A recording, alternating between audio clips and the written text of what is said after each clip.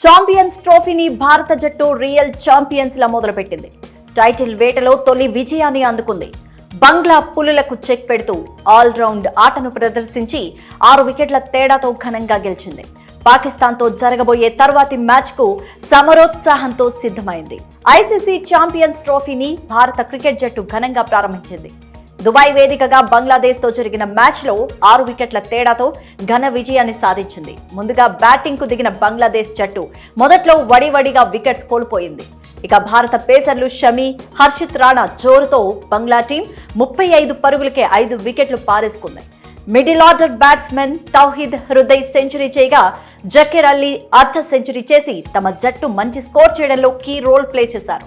49.4 ఓవర్ల పాటు బ్యాటింగ్ చేసిన బంగ్లా జట్టు 228 పరుగులు చేసి ఆల్అౌట్ అయింది. భారత బౌలర్లలో షమి 5 వికెట్లతో మరోసారి సత్తా చాటగా హర్షిత్ రాణా 3, అక్షర్ పటేల్ 2 వికెట్లు తీసి బంగ్లా పతనాన్ని శాసించారు. మన బౌలర్స్ జోరుతో 6 బంగ్లా ఆటగాళ్లు సింగిల్ డిజిట్ కే పెవిలియన్ బాట పట్టారు.